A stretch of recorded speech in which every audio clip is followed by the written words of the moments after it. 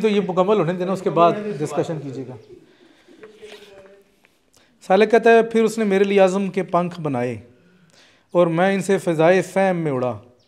फ़हम का मतलब अब यही है ना कि जो शरीयत की फ़हम जो नहीं है, असल शरीयत की फ़हम, हाँ ये वो वाली शरीयत नहीं है कि जो ये जो इधर दुनिया में हम है, जो असल शरीयत अल्लाह ताला ने जिस तरह से नाजिल की और जो रसूल ने बताई, ये शेख उस तक जाना चाह रहे हैं।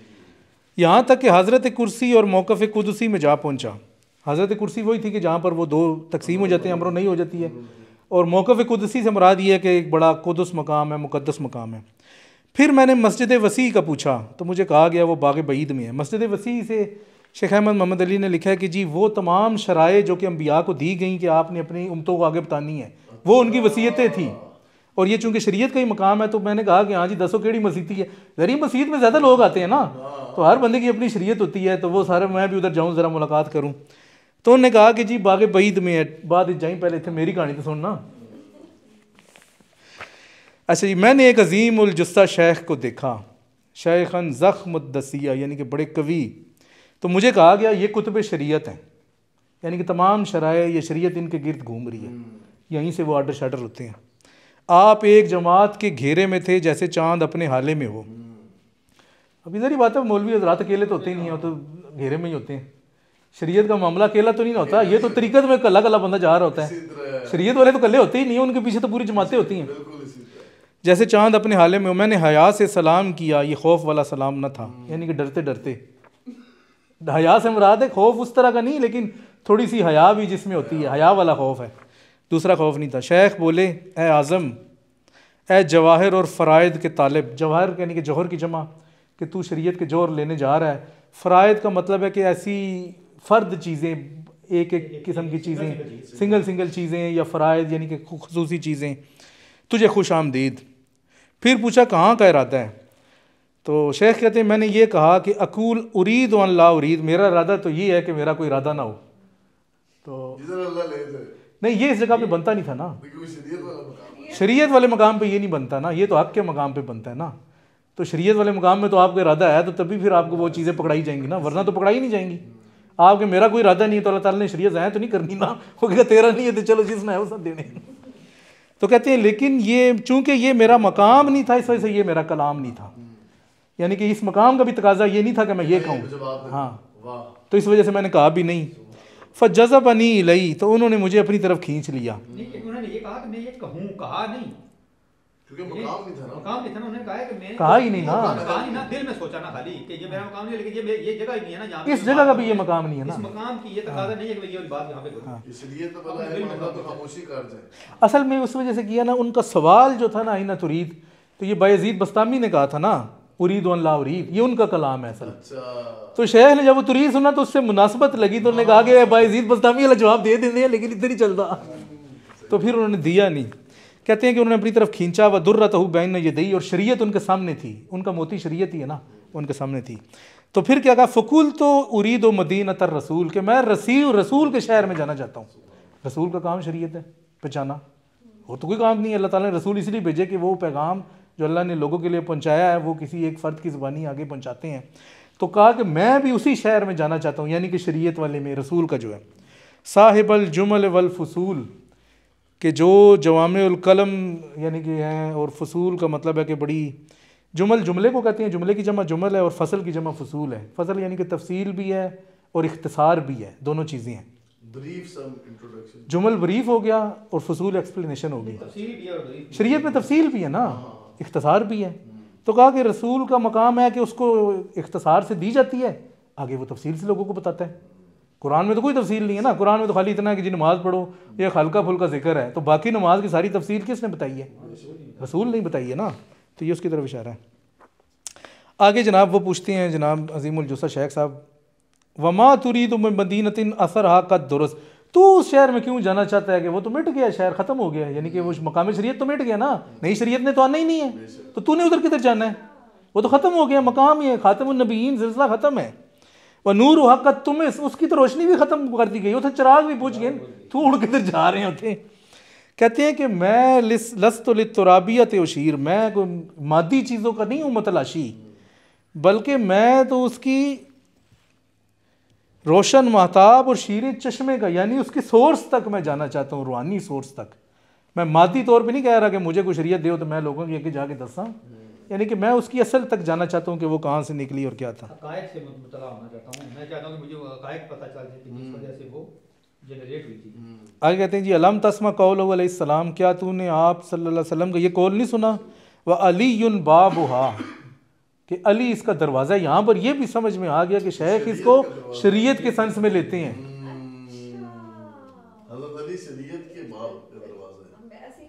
हम हमेशा तरीक़त का लेते रहे हैं। यहाँ पर शेख ने ना तरीक़त के मामले में भी इनका जिक्र आता है, लेकिन वो डिफरेंट है, पर शरीयत के मामले में तो डाढ़ा जिक्र है ना, कि शेख ने इसको उधर से स्पेसिफाई कर दिया कि अली युन बाब हुआ, कि इसका दरवाज़ा तो अली है। और आगे कहा वह अना अय्युह तालिब बवाब हुआ, और ए तालिब मैं उसका दरबान हूँ, पहले मेरे से कहानी क्लियर कर, आगे जाएगा तो दरवाज़ा खुलेगा फिर, यानी मैं दरवाजे के बाद दरबान हूँ। फ़मन अराद अल मदीना फ़ल यकसुदुल बाब, कि जो इसने किसी शहर में जाना है दरवाजे से जाए और पहले दरबान के साथ कोई अपनी सलाम दुआ करे। हाँ।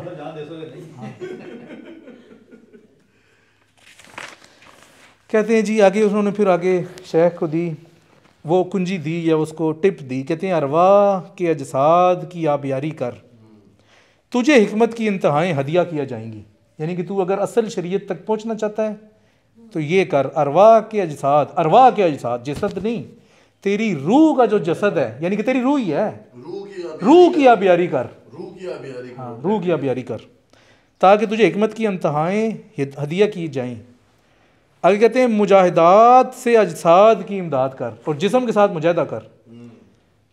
अरवा तुझे असरार की गज़ाएं देंगी, यानी कि अरवा से मुराद यही है कि फरिश्ते कह लें, रूहानी अलहाम कह लें, जो भी कुछ कह लें। जिस्म का मुजाहिदा करेगा तो तब ये बागली बातें तब खुलेंगी ना, अरवा वाली। मुजाहिदा भी करेगा और साथ साथ रूहानी तौर पे भी अपना उधर से जुड़ेगा, तब दोनों चीज़ें होंगी, तब तुझे वो चीज़ मिलेगी।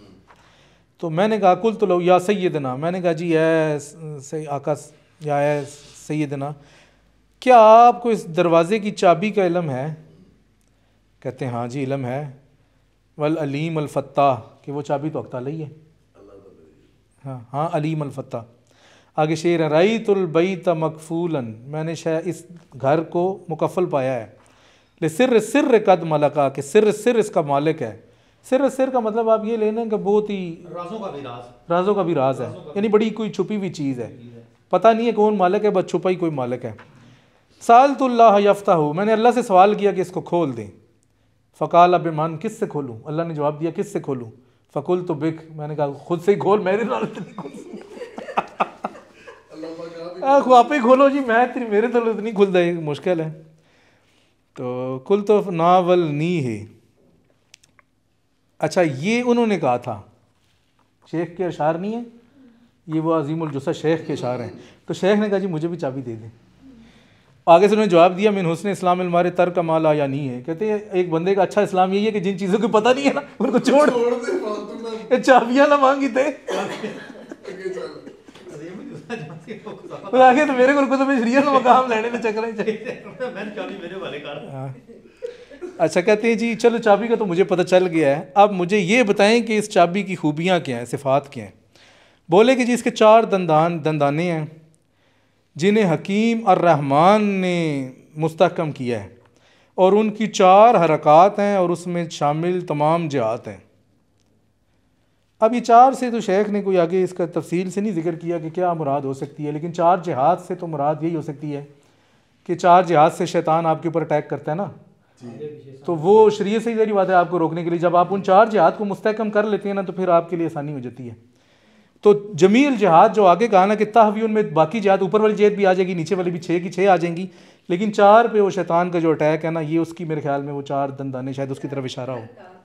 हाँ जी आगे पीछे दाएं बाएं ऊपर नीचे से वो नहीं आता, ऊपर रक्ताला की तरफ है इस वजह से नहीं आता, नीचे से इस वजह से नहीं आता क्योंकि वो नीचे आपकी पस्ती है, वो इसी पस्ती की तरफ तो आपको बुला रहा है, उधर से क्या आएगा, वो आगे पीछे से अटैक करता है आप पे।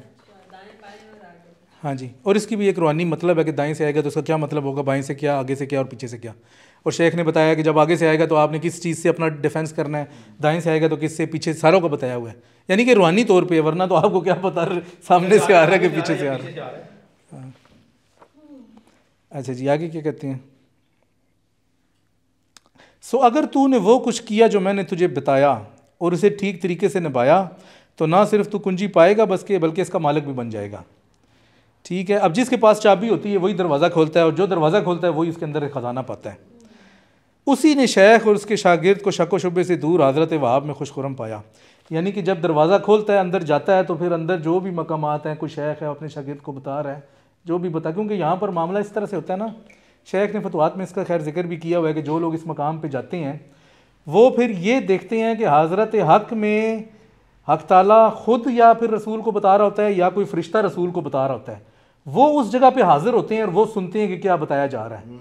तो उस मकाम पे जाने के लिए खुद उनको कुछ नहीं बताया जाता, इस मकाम पे वो सिर्फ सुन लेते हैं, उनको फिर असल पता चलता है कि असल हुक्म, हाँ क्लैरिटी आ जाती है असल हुक्म क्या है, असल हुक्म क्या है। हाँ ये बात आपने समझी? ये कह रहे हैं कि देखें, छोड़े रहने दे, नहीं समझी तो आप क्यों समझा रही हैं? हाँ बस ठीक है, आपको समझ में आ गई है ना, और इनको भी शायद आ गई है, बस काफ़ी है। तो ये शेख ने ना फतवात में एक चैप्टर में पूरी तफसील से इसके बारे में बताया हुआ है। और ये जो हमने हदीस की बात की थी ना ये आपके साथ, उसमें शेख ने क्लैरिटी से सारा बताया हुआ है कि हदीस के अंदर क्या क्या मसाइल हैं, और यहाँ पर कोई मसला नहीं है। हाँ, यहाँ पर वो मसले सारे हल हो जाते हैं और आपको पता चल जाता है कि जी आप सल्लल्लाहु अलैहि वसल्लम को क्या हुक्म दिया कि आगे शरीयत क्या है, और अगर आपने आगे कुछ कहा है करने का तो वो असल में क्या कहा है, वो भी सारी चीज़ें क्लियर हो जाती हैं। जो इस मकाम पे पहुँचता है, जो कुतुब शरीयत के पास था और जिसके बारे में उन्होंने कहा था कि भाई पहले तू मेरे साथ साज़बाज़ कर और फिर हज़रत अली दरवाजे हैं तो दरवाजे से अंदर जा, ताकि तू उस मदीने, उस शहर में, उस जगह पे जाएगा तो तू सारे मामला देख लेगा। आगे कहते हैं जी मैंने कहा आपकी बात तो समझ में मुझे आ गई है, इशारा करता राज भी मैंने पा लिया है, लेकिन मज़ीद रहनुमाई करें, अल्लाह ताला आप पर अपने इम्तनान और एहसान का मींह बरसाए। तो शेख ने कहा कि जी ठीक है मुझे समझ में आ गया, लेकिन मुझे मज़ीद बताएं। बोले अल्लाह से दुआ कर कि अपने इल्हाम से मेरी इमदाद करे, डायरेक्ट मदद करे अल्लाह। हाँ, मेरी इमदाद करे अल्लाह, मुझे वो अल्फाज दे के मैं तुझे समझा सकूँ। ये नहीं कहा कि तेरी करे, कहते अल्लाह से दुआ कर कि वो मेरी इमदाद करे अपने इल्हाम से, ताकि मैं तुझे समझा सकूँ, और अपने कदीम कलाम से मेरी वो तायीद करे। आगे कहते हैं जी इस्माइल सालिक सुन, हसन अल्लाह तेरे अफ़ाल को बेहतर बनाए और तुझे इनके शर से बचाए, तेरे अकवाल में दुरुस्तगी लाए। फ़ाइन आइंदा मलातक वाला के अकवाल में दुरुस्तगी ये है ना कि जब तू हक़ से बातचीत करेगा तो अपने कौल से ही करेगा ना, तो दुरुस्तगी लाए ताकि तू अच्छे तरीके से हक़ से बात कर पाए, ये है।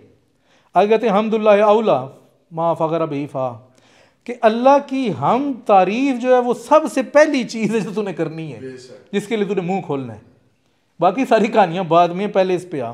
वसलात अला रसूल ही फ़ात इख्तरा के हाज़िर तराइक, और अगर तू चाहता है कि इन रास्तों पे तुझे जाए तो फिर रसूल के ऊपर दुरूद जो नहीं है वो दूसरी चीज़ है उसके बाद, कि हम के बाद तू ये कर तो तेरे लिए ये रास्ते खुलेंगे। इला मुनाजातिल अलीम अल हकीम अर रज़ाक, यहाँ तक कि तू उस अलीम अल हकीम अर रज़ाक से मुनाजात की मंजिल तक पहुँच जाए। अब ये देखें ना, मुनाजात एक अलीम का बताया, एक हकीम का बताया, एक रज़ाक, तीन ही इसम लेके आए हैं। अलीम इस वजह से क्योंकि सब जानने वाला है, हकीम इस वजह से कि हिकमत का जिसके लिए जो होती है उसको देता है, सबको नहीं देता। रज़ाक इस वजह से कि जो तुझे कुछ देगा वो तेरा मानवी रिज़्क़ है। फ़ल्हम्दुलिल्लाहिल्लज़ी हदाना लिहाज़ा व मा कुन्ना लिनहतदी लौला अन हदाना अल्लाह लक़द जाअत रुसुलु रब्बिना बिल हक़ फ़स्तमी वला तंतिक। अच्छा आप क्या कहते हैं कि फिर वो दुआ पड़ी कि जी अल्लाह ताला ने हमें हदायत दी, ये रसूलों की दुआ है बेसिकली। आगे कहते हैं फ़स्तमी वला तंतिक, अब मेरी बात सुन और बीच में मत बोल। ऐसे ही आगे शार हैं, अनिज़ अर्रिकाब इला रब्बिस समावात वम बिज़ अनिल कल्ब अतवारल करामात। कहते हैं कि हाँ भाई अपने रब की तरफ सवार, रब समावात की तरफ सवार हो जा सवारी पर, और अपने दिल को जो नहीं है ये करामात के चक्रों से निकाल। यानी कि तू अगर कोई वलायत की करामात चाह रहा है ना तो पहले तो इससे ख़ुद को फ़ारग कर। वाकिफ़ बेशात ये वादी अलकुदस मुर्तकिबन, मुक़द्दस वादी के में किसी साइल पर बैठ जा, मुराकबा करके बैठ जा। मुतकिफ कौन होता है? जो सारी दुनिया से ताल्लुक तोड़ दे तो अल्लाह ताला के साथ अल्लाह से राब्ते में होता है, वो उसको कहते हैं। अच्छा, अभी शाती अलवादी अलकुदस का जो इशारा ना ये मुझे नहीं समझ में आया, लेकिन है नहीं लिखा हुआ नीचे इसमें। हाँ लिखा है, इब्न सौदकैन ने लिखा है मुक़द्दस वादी से मुराद तेरी अबूदियत है। यानी कि अपनी अबूदियत के साथ किसी जगह गोशा नशीन हो के बैठ जा, वक्त लेना है, अपने जूते उतार दे। अब तूने कहीं नहीं जाना, तू मंजिल पे बैठ गया, मंजिल पे पहुंच गए, जूते हाँ, उतार दे। तो ज़बिल मुनाजात, तब तुझे मुनाजात मिलेंगी आपकी। अच्छा, यहाँ पर जो नहीं है हमारे लिए, यहाँ मौला साहब ने कहा ना कि हम जब मक्का में जाते हैं ना तो उत्थे तो डायरेक्ट है मुनाजात मिलती हैं। यहाँ पर करने के लिए फिर हमें सारे प्रोटोकॉल फॉलो करने पड़ते हैं, तब मिलती हैं, वैसे नहीं मिलती, उधर डायरेक्ट मिलती हैं क्योंकि वो उसका घर है ना, आप उसके घर चले गए, बादशाह के पास डायरेक्ट हो गए। लेकिन यहाँ पर वो नहीं इंटरेक्ट है ना, फिर हमें सारे प्रोटोकॉल फॉलो करने पड़ते हैं। मुनाजात का मतलब यही है कि आप अल्लाह ताला से कलाम करें, उससे सवाल करें, वो आपको जवाब दे, ये मुनाजात है। जिस तरह मैं वो बताया ना, मक्का में तो डायरेक्ट होता है ना, तो यहाँ पर बातचीत में आपको फिर ज़ाहिर बात है कि होगा, लेकिन उसमें प्रोटोकॉल के साथ सारा कुछ, यानी कि वो करना पड़ेगा, आपको फोकस होना पड़ेगा, तब जाके जवाब आएगा। क्योंकि बेसिकली मैं तो कहता, मुझे अब लगा कि हम ये जो नहीं है, ये दुनिया है और वो जन्नत है। उधर हम जाते हैं ना तो हम जन्नत में चले जाते हैं, वो टेंशन ही कोई नहीं उधर। तो वापस आते हैं तो दुनिया में दूसरे दिन ही बेगम ने कहा कि जी सौदा ले आए और ये करें, मैं दुनिया चाह आ गया। नहीं, वहाँ पे तो टेंशन नहीं होती ना, पीछे का कोई ख्याल, हाँ, पीछे का कोई ख्याल नहीं, दुनिया का भी कोई ख्याल नहीं, मसाइल होंगे, वहाँ पे मसाइल भी बंदे के माइंड में नहीं होते। नहीं, जन्नत में जिस तरह है ना कि जो आप कहोगे वो पूरा होगा, उधर पूरा भी हो जाता है, वहाँ पे पूरा भी हो जाता है, हाँ, अता ही अता है उधर। और रियाजुल जन्नत में भी इसी तरह ही है, वही फीलिंग आती है उधर भी जो ये मक्का में आती है। इस वजह से उसको कहा ना ये भी जन्नत का टुकड़ा है। तो लेकिन इधर वापस आते हैं फिर दुनिया में आ जाते हैं। अच्छा, उसके बाद प्रोटोकॉल में मज़ीद चीज़ें क्या हैं, वाग़िब अनिल कौन बिल अस्माए मुत्तसिफ़, यानी सारी कायनात को, सारी दुनिया को छोड़ दे, क्योंकि दुनिया में तो बैठा हुआ है, जन्नत में नहीं है, और अस्मा के ऊपर फोकस कर, यानी कि अल्लाह ताला पे फोकस कर।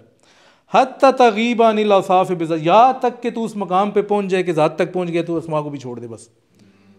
तो वहाँ तो मेरे ख्याल में वो डायरेक्ट वाला सिस्टम, उत्थे अस्मा वाला भी सिस्टम है, वहाँ पे जब उसके घर में बैठे हुए होते हैं, बात है तो डायरेक्ट है। नहीं, जब किसी के घर में जाते हैं तो बंदा उधर ही होता है ना, कि उसके तरीके आप उसकी सिफत का भी जिक्र नहीं है, उसकी ज़ात वाला चक्कर है। वो तो आप जो भी बात करनी है डायरेक्ट, आप इनके घर आए हैं, आप इनकी बातें शुरू कर दी, वो दूध बीबी तो बड़ी अच्छी है, ये है वो, इनको छोड़ के, हाँ, इनको छोड़ के ये सामने बैठी हैं, आप इनकी सिफात का तज़किरा शुरू कर, ना बस बात कर रहा हूं इनके सामने, वो कहेंगे यार मैं सामने बैठूं, मेरे घर बात कर रहे हैं, बात शुरू कर दी है।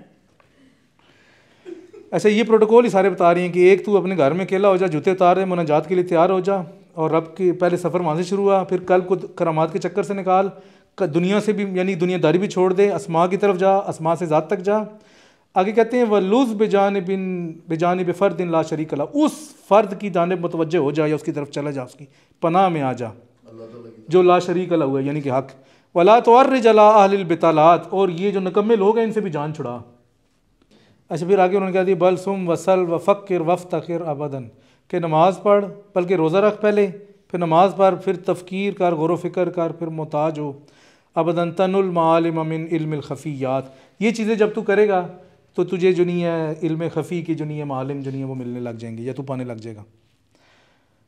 फ़क़द कज़ल्लाहु बिमीरास सय्यदना, अल्लाह ने ये फ़ैसला कर दिया है कि हमारे आका की मीरास उसको मिलेगी, लिकुल्ल अब्दिन सदूकुन ज़ी तक़ियात, हर वो बंदा कि जो सच्चा है, सदूक ज़ी तक़ियात और साहिब तक़वा है, यानी कि शरीयत की बात हो रही है ना, तो इस सेंस में कहा, और ये कुतुब शरीयत हैं वो बता रही हैं, तो कहा कि जी उसी को मिलेगी कि जो सच्चा भी है, मुत्तकी भी है, और उनकी वो चलने वाला भी है, और ये सारी जो ऊपर चीज़ें बताई हैं इन पे कमल करने वाला है, तो उसको उसकी मीरास में शरीयत वाली बातें मिल जाएंगी।